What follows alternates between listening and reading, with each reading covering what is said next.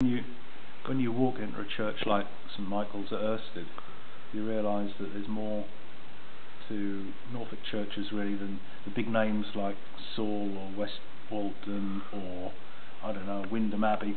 You come to a church like this, and as soon as you come in the door, I don't know if you noticed it, but it's this idea that you get those centuries, they suddenly come at you. There's something about the place that just breathes history. And then you start to look around, and then you start to see the details of the place. You see kind of benches that have been made up from other things.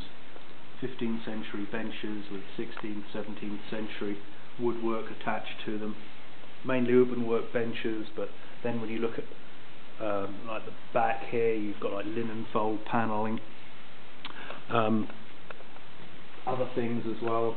Pulpit made up of linen fold, and then much earlier woodwork, which is like really unique 13th century woodwork. I mean, where else do you get it? Should we have a look at that? Just come pointing it out, Paul. This look. They say, I don't know on what evidence, that it might have come from the Abbey of St Benet's. And it's this bit. Here, look, this is a 13th century piece of timber attached to linen 16th or 15th or 16th century linen fold panelling to make up the pulpit. And it's in really good condition. And I think this is all called something like stiff leaf carving.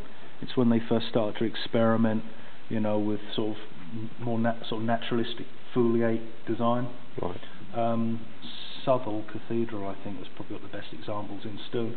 But I mean, apart from that, I mean, to get anything from the 13th century made in timber, particularly in this condition, I mean, this is, I suppose you could say, the gem of the church. But I mean, the whole place is full of it, bits and pieces, wherever you look.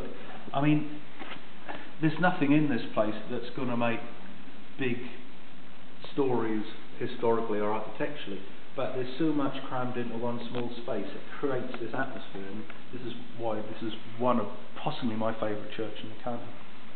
And it's got everything. Look, rood screen. It's not the best rood screen in the world. It's rather odd, in fact, but it's got the rood screen. Victorian tiles, Victorian altar rails there.